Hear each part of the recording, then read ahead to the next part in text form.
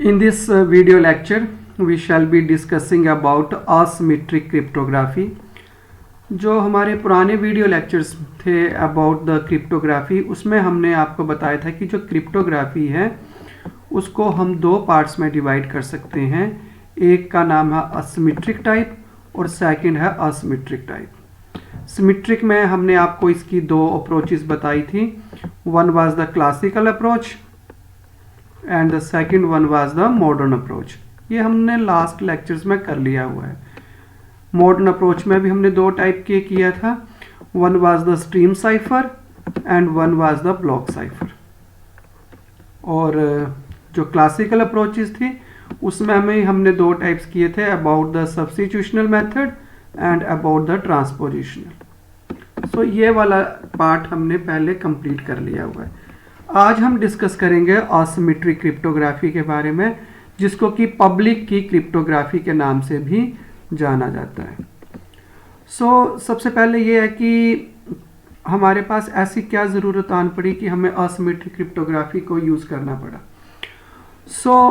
जो पब्लिक की crypto system है, they were actually required keeping in mind the geometric remote locations, क्योंकि most of the times हमें communicate करना पड़ता है किसी ऐसे यूज़र से who is far away from my location. So in that big scenario of internet, it is not possible to share the common key. हमें पता था कि हमने जो सिमेट्रिक की क्रिप्टोग्राफी किया था, so in that actually we need to share the common key also. Means there is exchange of common key from one user to another user along with the data.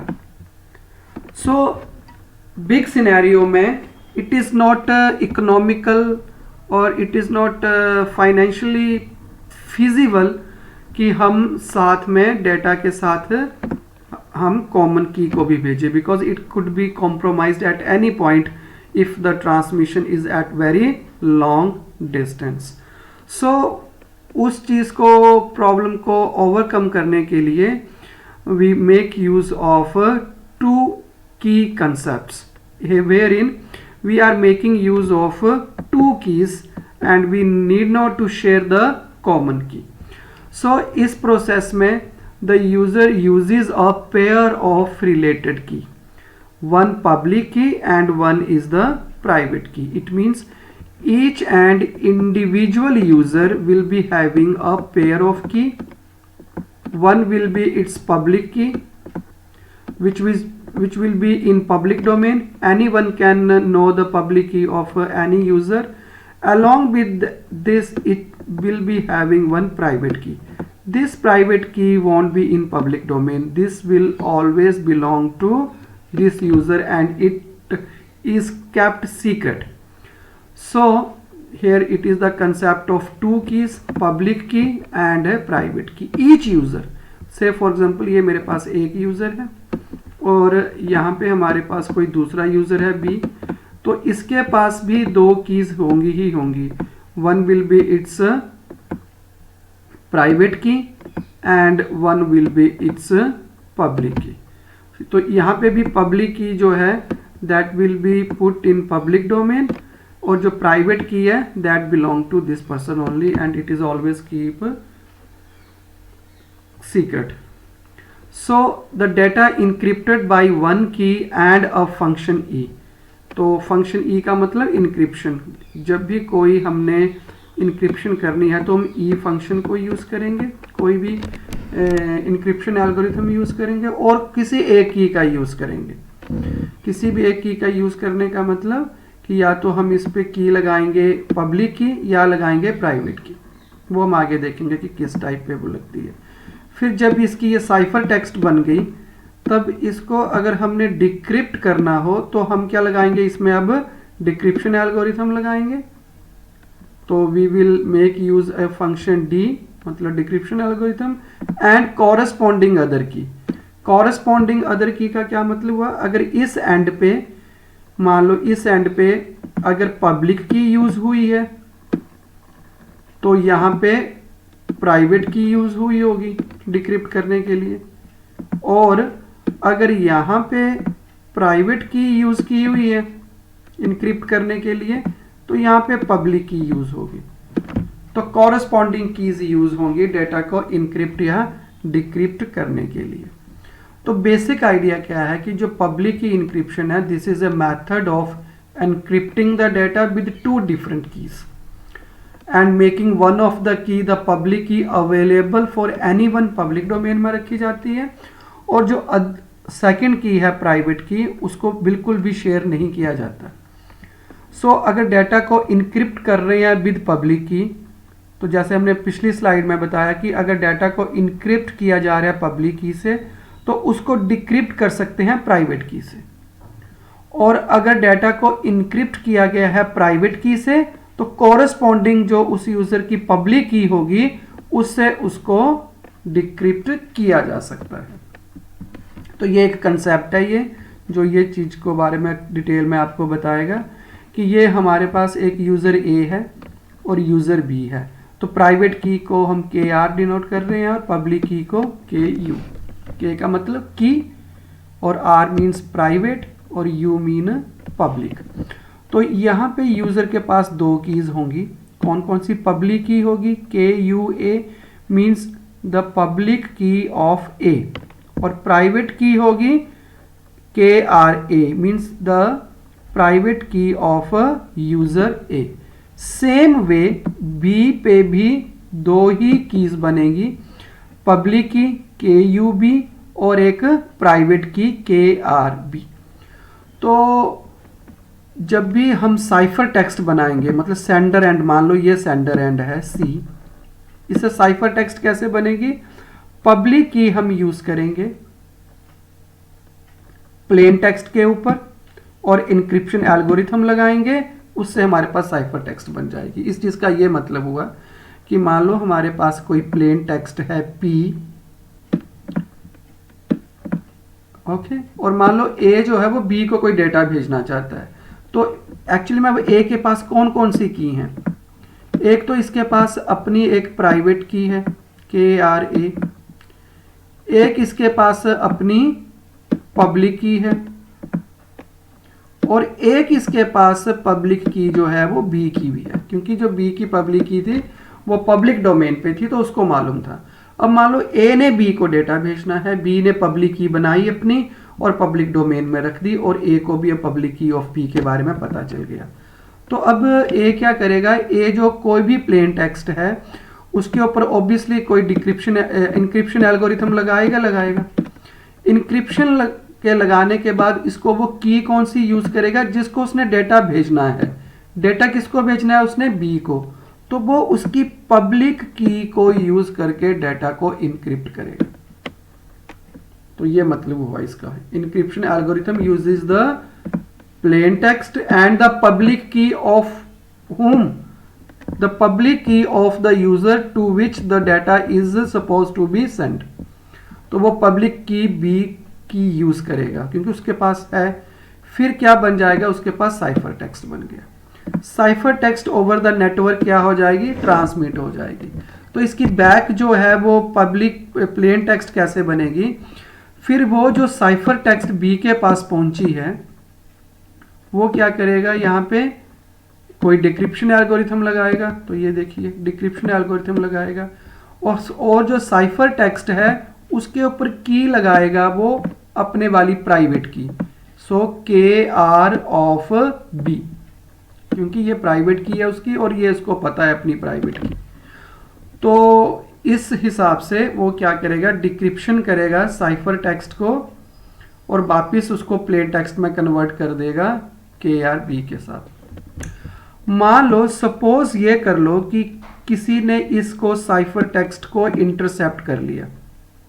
मान लो कोई सी user है, तो उसने cipher text को ले लिया।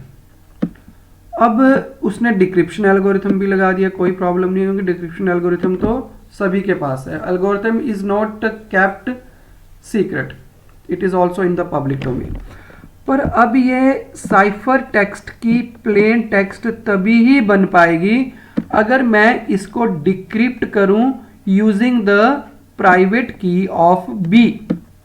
लेकिन जो सी यूजर है उसके पास अपनी तो प्राइवेट की होगी, मान लो KRC, पर उसके पास प्राइवेट की ऑफ B नहीं है, क्योंकि जो प्राइवेट की ऑफ B है that belongs and known to only the person to which it belongs. So जो C है, he is not possessing the private key of B, so that is the reason that C या unauthorized user cannot get the ciphertext into the plain text. So this is actually the basic concept.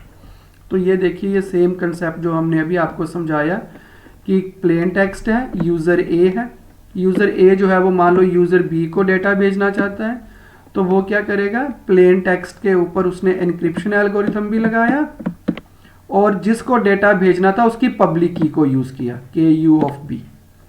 फिर उससे हमारे पास cipher text बन गया, वो ये open network में है, कोई प्रॉब्लम नहीं है। तो साइफर टेक्स्ट कैसे बनी, प्लेन टेक्स्ट के ऊपर मैंने B की पब्लिक की यूज़ की और उसके ऊपर इंक्रिप्शन लगा के मेरे पास से साइफर टेक्स्ट बन गया। इसको मैंने भेजा ओवर द नेटवर्क। जब यूज़र B के पास ये साइफर टेक्स्ट पहुंच गई, तो अब इसको वो डिक्रिप्ट कैसे करेगा, इसको वो कोई डिक्रिप्शन एल्गोरिथम लगाएगा और in addition to that decryption algorithm वो अपनी प्राइवेट की को यूज़ करेगा। So 20 private key, okay. तो 20 प्राइवेट की से वो क्या हो जाएगा, बैक जो है वो मैसेज जो है वो प्लेन टेक्स्ट में कन्वर्ट हो जाएगा। सो साइफर टेक्स्ट के ऊपर कौन सी की लगाई हमने, B ने अपनी प्राइवेट की लगाई और डिक्रिप्शन एल्गोरिथम लगाया, उससे जो उसके पास प्लेन टेक्स्ट मिल गया।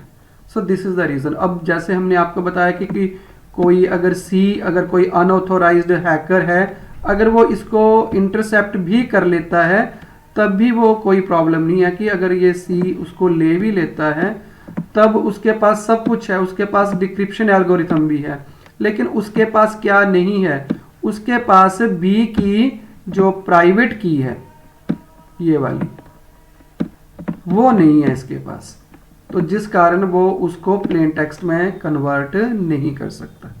So this is the reason. इसमें एक और भी कंसेप्ट है जो हम और लेक्चर्स पे लगाएंगे कि कई बार हम ये भी कर सकते हैं कि मेरे पास जो प्लेन टेक्स्ट है, मान लो A ने B को कोई डेटा भेजना है, तो वो क्या करेगा, वो इसको इनक्रिप्ट करेगा यूजिंग द एनक्रिप्शन एल्गोरिथम और अपनी प्राइवेट की से। पर ये कोई ऐसी चीज़ है जिसमें वो चाहता है कि ये पता चल सके कि डेटा एक्चुअली में A ने ही भेजा हुआ है, मतलब डिजिटल सिग्नेचर की तरह। अभी ये जो मैसेज जो A है वो ये नहीं ऑथेंटिकेट करता कि एक्चुअल में ये जो डाटा है वो यूज़र A ने ही भेजा हुआ है, क्योंकि कोई यूज़र C था, वो भी सेम कंसेप्ट यूज़ कर सकता था, वो भी इसकी पब्लिक की B की पब्लिक की को साइफर टेक्स्ट करके भेज सकता था। तो इसमें एग्जैक्टली ये नहीं पता चल रहा कि ये जो डाटा है वो A ने भेजा है कि C ने भेजा हुआ है। पर if we want to make sure that the data has been sent by the authenticate user, ये this one the person, this is the authorized person to send the data, तो मैं इसको प्राइवेट की से इनक्रिप्ट करूंगा, फिर इसको मैं साइफर टेक्स्ट बना के भेज दूंगा। फिर जो B यूजर है वो क्या करेगा, इस साइफर टेक्स्ट के ऊपर डिक्रिप्शन एल्गोरिथम भी लगाएगा और पब्लिक की भी लगाएगा A की, तो कॉरस्पॉन्डिंग की यूज होती है। अगर ये पब्लिक की से मैसेज वापिस जो है वो प्लेन टेक्स्ट में आ गया, तो इसका मतलब क्या हुआ कि यूजर A ने ही डेटा भेजा हुआ है, ठीक है ना। तो पर इसमें ये जरूर बात है कि इसमें जो आपका मैसेज है उसको कोई भी डिक्रिप्ट कर सकता है, मतलब ये B भी है, तो अगर कोई और यूजर भी है C, वो भी उसको सेम, क्योंकि उसके पास भी A की पब्लिक की तो होगी ही होगी, वो भी उसको यूज करके प्राइवेट प्लेन टेक्स्ट में कन्वर्ट कर सकता है। लेकिन ऐसा कोई मैसेज जिसमें ये जरूरी हो कि डेटा भेजा किसने है, ये ज्यादा इंपॉर्टेंट है एज कंपेयर टू कि मैसेज तो सपोज ये भी हो सकता है कि गुड मॉर्निंग, तो गुड मॉर्निंग किसी को भी पता चल जाए, कोई ऐसी प्रॉब्लम नहीं है। आपके यूनिवर्सिटी की डेट शीट भी हो सकती है, तो डेट शीट किसी को बाहर भी पता चल जाए तब भी कोई प्रॉब्लम नहीं है, लेकिन आपको तो इंश्योर होना पड़ेगा कि ये जो डेट शीट है ये मेरे कंसर्न्ड यूनिवर्सिटी से ही आई हुई है, ठीक है ना। और कई बार हम ओवरलैपिंग भी कर देते हैं, मतलब प्राइवेट की भी लगा लेते हैं उसके ऊपर, फिर पब्लिक की भी लगा लेते हैं। वो थोड़ा सा मेथड कुछ कॉम्प्लिकेटेड बन जाता है, वो हम बाद में करेंगे। तो ये वही कंसेप्ट है कि सपोज दैट यूजर ए जो है वो डेटा भेजना चाहता है यूजर बी को। तो यूजर ए क्या करेगा, इनक्रिप्ट करेगा डाटा को using the public key of B और उसको बी को भेज देगा।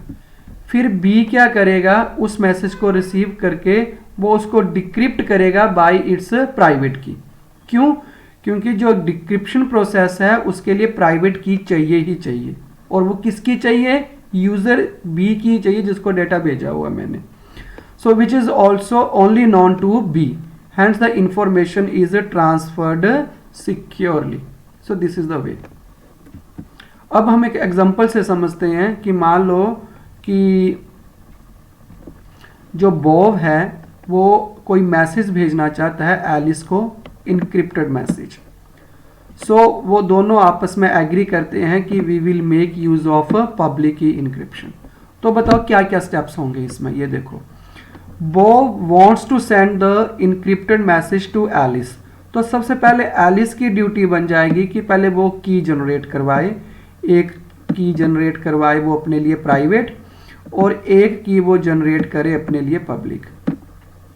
फिर जो पब्लिक है उसकी की उसको वो पब्लिक डोमेन में, मतलब किसी सर्वर में डाल दे, और प्राइवेट की को अपने पास ही रखे। अब ये जो बॉब है, बॉब क्या करेगा कि इस सर्वर से एलिस की पब्लिक की को ले लेगा, और फिर सेम वही कंसेप्ट यूज करेगा कि प्लेन टेक्स्ट लेगा वो, उसको वो बॉब एलिस की जो पब्लिक की है उसको यूज करेगा और मैसेज को भेज देगा बॉब को, एलिस को। और एलिस क्या करेगी, एलिस क्या करेगी कि वो जो सिंपल जो उसके पास साइफर टेक्स्ट आया है उस साइफर टेक्स्ट को वो क्या करेगी, अपनी प्राइवेट की से उसको डिक्रिप्ट कर लेगी। सो this is the way actually how all this happens. लेकिन देखते हैं हम कैसे काम करेगा ये।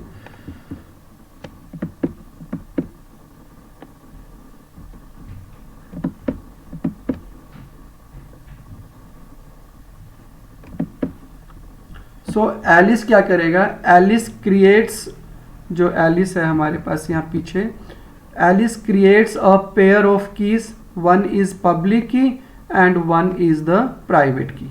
तो एलिस ने क्या किया, सबसे पहले दो की जनरेट की, एक प्राइवेट की और एक पब्लिक की। फिर एलिस ने किया कि जो पब्लिक की थी उसने जनरेट की हुई थी उसको सर्वर में डाल दिया ताकि कोई भी उसको असेस कर सके। फिर बॉब क्या करता है, वो एलिस की पब्लिक की को असेस कर लेता है। जो बॉब है वो एलिस की पब्लिक की को असेस कर लेता है। फिर Bob writes the message and uses the Alice the public key. फिर वो जो बॉब था उसने मैसेज लिखा और उसने पब्लिक की ऑफ एलिस को यूज किया मैसेज को इनक्रिप्ट करने के लिए, और उसको भेज देता है मैसेज एलिस को। एलिस क्या करती है कि वो जो मैसेज उसके पास आया उसको डिक्रिप्ट करने के लिए वो अपनी प्राइवेट की को यूज करती है। सो this is the way how actually all these happens in public की क्रिप्टोग्राफी। तो ये देखो, मान लो बॉब ने हेलो में एलिस भेजा, उसने इनक्रिप्ट किया, किस चीज़ को यूज़ किया उसने, एलिस की पब्लिक की को। फिर साइफर टेक्स्ट बनी कोई, साइफर टेक्स्ट एलिस के पास पहुंची, एलिस ने अपनी प्राइवेट की यूज़ की और अपनी प्राइवेट यूज़ करने के बाद ये जो साइफर टेक्स्ट थी इसको वापिस उसने प्लेन टेक्स्ट में कन्वर्ट करवा लिया। सो दिस इज द वे। तो इसकी मेन एडवांटेज क्या है पब्लिक की क्रिप्टोग्राफी की, कि the need for the sender and the receiver to share the secret key is eliminated like in symmetric. तो हमें इसमें सेंडर और रिसीवर को की जो है सीक्रेट की उसको शेयर करने की ज़रूरत नहीं होती, because it involves only the public की। The private key is never transmitted और shared, so anyone can send A confidential message using a public की, but the message can only be decrypted with a private की which is never shared, और ये हमेशा जो उसका user है उसी के पास ही रहती है। ऑल्दो एलिस जो प्राइवेट की है can verify no one read और change the document in the transport but it can not verify the sender, क्योंकि एलिस के पास जो मैसेज आया था वो इनक्रिप्ट होके आया था उसकी पब्लिक की से, तो वो जो पब्लिक की थी उसकी वो बॉब के पास भी हो सकती थी, वो किसी और के पास भी हो सकती थी। जैसे यहाँ पे एलिस था और यहाँ पे बॉब था, तो उसने जब इसको मैसेज भेजा था तो उसने एलिस की पब्लिक की यूज की थी। अब मान लो कोई और यूजर होता सी, वो भी मैसेज इसको भेज सकता था using the public key of Alice. तो ए जो है वो एक्चुअली में श्योर नहीं है कि मुझे मैसेज बी ने भेजा है कि सी ने भेजा हुआ है। सो एज एलिस पब्लिक की is public and anyone can use it to encrypt and send it to the Alice while pretending to be Bob. वो Bob की तरह pretend भी कर सकता है। In order to prove that the sender, we need another technique which is called as a digital signature, जो हमने आपको पिछले स्लाइड्स में भी बताया। So जो public key encryption है that is extremely useful for establishing the secure communications like SSL over TLS certificates, secure socket layer and transport layer security certificate which is shared publicly. This certificate it contains the public key, और जो उसकी private key है that is installed on the origin server and that origin server is owned by the website. No one can make use of that. So these are the advantages that the key distribution problem is eliminated, क्योंकि इसमें exchange नहीं होती जो आपकी private key है। Security is increased as the private key is never get transmitted. Use of digital signature से क्या हमें पता चल जाता है कि we can verify that the message comes from a particular sender, ठीक है ना।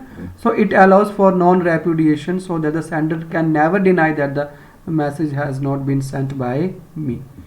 And what are its disadvantages? It is very slow process as compared to symmetric cryptography. So bulk में अगर messages भेजने हो then this is not actually that appropriate. और अगर कोई individual अपनी private key को lose कर देता है तो she cannot decrypt the message. और क्योंकि public keys जो हैं they are not authenticated, no one really knows if the public key belongs to the person specified, और user must verify that the public की बिलोंग्स टू देम। और if A hacker जो है वो identify कर लेता है किसी पर्सन की प्राइवेट की, तो ऑब्वियसली वो जो हैकर या अटैकर है ही और she can read all that individuals messages. So this is the difference between symmetric की क्रिप्टोग्राफी एंड असिमेट्रिक क्रिप्टोग्राफी। इसमें सिंगल की ही यूज़ होती है, यहाँ पे दो डिफरेंट कीज़ यूज़ होती हैं, पब्लिक और private. Both the communication and share the same algorithm. Both the communication party should have at least one of the matched pair of keys. एक तरफ अगर प्राइवेट यूज हो रही है तो उसके कॉरस्पॉन्डिंग पब्लिक की यूज होगी, अगर पब्लिक यूज हो रही है तो कॉरस्पॉन्डिंग प्राइवेट की यूज होगी। The process of encryption decryption are very fast. यहाँ पे encryption decryption process are slow as compare to the symmetric cryptography. Key distribution is a big problem but here no key distribution takes place. The size of the encrypted text is usually same or less than the original text. यहाँ पे जो size of encrypted text है that is usually more than that of the original text. So these are some of the differences between the symmetric key cryptography and asymmetric key cryptography, and this is all about the asymmetric. In next the good examples actually one thing I want to share is that DES data encryption standards and advanced encryption standards, they are the commonly used symmetric key cryptography algorithms. और asymmetric में the most common used asymmetric algorithm is RSA, Rivest-Shamir-Adleman algorithm. This is widely used and very most commonly used asymmetric key cryptography, and we shall be discussing about this algorithm in our next lecture.